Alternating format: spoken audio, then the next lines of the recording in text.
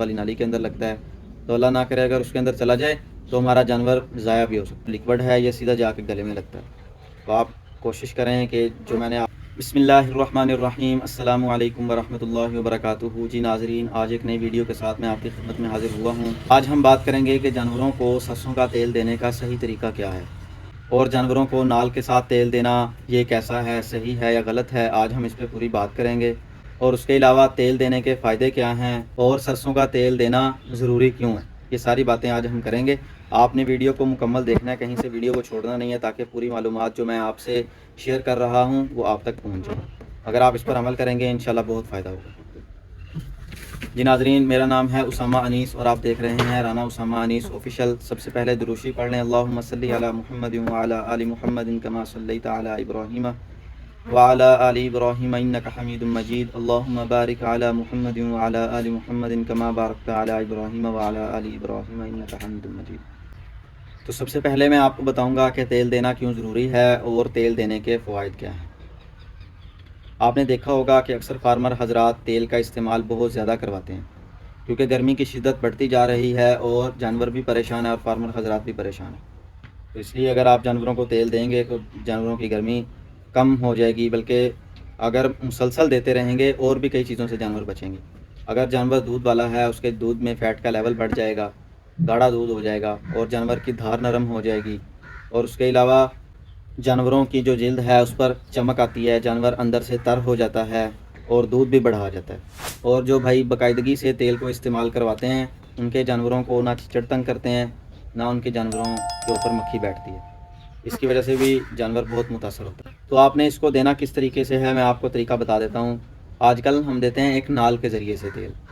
نال کے ذریعے سے اگر ہم اپنے جانور کو تیل دیتے ہیں، اگر تو اناڑی بندہ ہے تو پھر تو اس کو بالکل نہیں دینا چاہیے، کیونکہ اس سے جانور کے پھیپھڑوں میں بھی وہ تیل جا سکتا ہے، یا اس کو کوئی کھانسی وغیرہ لگ سکتی ہے، ایسے ہمارا جانور بھی ضائع ہو سکتا ہے۔ تو اس لیے آپ کوشش کریں کہ اگر آپ تجربہ کار ہیں، نال کے ذریعے سے دے سکتے ہیں، کسی چیز کے اندر مکس کر کے دیں تاکہ اس کے گلے کے اندر جا کے سیدھا تیل نہ لگے۔ تو آپ کو پتہ ہونا چاہیے کہ یہ جو لکوڈ ہے یہ جا کے سیدھا گلے کے اندر لگتا ہے، سانس والی نالی کے اندر لگتا ہے، تو اللہ نہ کرے اگر اس کے اندر چلا جائے تو ہمارا جانور ضائع بھی ہو سکتا ہے۔ تو سب سے بہتر طریقہ میں آپ کو بتاتا ہوں کہ آپ نے آدھا کلو دہی لے لینا ہے اور ایک پاؤ شکر لے لینی ہے، اور اس کے اندر آپ نے 100 گرام تیل ملانا ہے۔ یہ ایک جانور کی ڈوز ہے، ایک جانور کی خوراک ہے۔ تو آپ اس کو مکس کر کے کسی نال کے ذریعے سے آپ دے دیں۔ وہی بات جو میں نے آپ سے پہلے کی ہے، اگر آپ تجربہ کار ہیں۔ اگر آپ کو اتنا تجربہ نہیں ہے تو آپ جو بنڈا کھلا رہے ہیں، جو چوکر کھلا رہے ہیں اپنے جانور کو، اس کے اندر مکس کر کے اپنے جانور کو دیں، یہ سب سے بہترین طریقہ ہے۔ یہ جو ایک تو جانور ہمارے زیادہ ہیں، جن کے پاس ماشاءاللہ جانور اگر زیادہ ہیں تو ان کے لیے بار بار جانوروں کے منہ پکڑنا، روزانہ جانوروں کے منہ پکڑنا بہت مشکل ہو جاتا ہے۔ تو آپ کوشش کریں کہ آپ چوکر کے اندر اس کو مکس کریں، تو تیل جب اس کے اندر مکس ہو جائے گا، ایک تو نہ وہ کھانسی کرے گا اور کھا بھی اچھی طرح لے گا، اس کو اپنی مرضی سے کھائے گا۔ جانور کے ساتھ ہمیں گھلنا نہیں پڑے گا، جانور کو پکڑنا زور زبردستی نہیں کرنی پڑے گی۔ تو آپ کو یہ بات پتہ ہونی چاہیے کہ جو لکوڈ ہے یہ سیدھا جا کے گلے میں لگتا ہے۔ تو آپ کوشش کریں کہ جو میں نے آپ کو طریقہ بتایا ہے، چوکر کے اندر مکس کر کے دیں، ونڈے کے اندر مکس کر کے دیں، اس پر عمل کریں، انشاءاللہ بہت فائدہ ہوگا۔ جانور بھی خوش رہے گا اور آپ کے لیے بھی آسانی رہے گی۔ تو سب سے اہم بات جو میں نے آپ سے کرنی ہے، دیکھیں اللہ تعالیٰ نے ہمیں یہ جانور دیے ہیں، ہمیں اللہ تعالیٰ کا شکر ادا کرنا چاہیے۔ اللہ تعالیٰ ہمارے خالق ہیں، مالک ہیں، رازق ہیں، ہمیں پیدا اللہ تعالیٰ نے کیا ہے۔ ہماری جتنی بھی چیزیں ہیں، جتنی بھی سہولیات کے لیے چیزیں اللہ تعالیٰ ہی نے پیدا کی ہیں۔ ہمارے مالک بھی اللہ تعالیٰ ہے۔ جو انسان اپنے مالک کی بات مان کے نہیں چلتا، یہ جو ہم نے نوکر رکھے ہوتے ہیں، یہ ہمارے اپنے اگر ہماری بات مان کر نہیں چلیں گے تو بتائیں ہمارے لیے پریشانی بنے گی یا نہیں بنے گی؟ ہم اس سے اجتناب کریں گے یا نہیں کریں گے؟ تو وہ تو مالک کائنات ہے، جس نے ہمیں پیدا کیا ہے، تمام جہانوں کا مالک ہے۔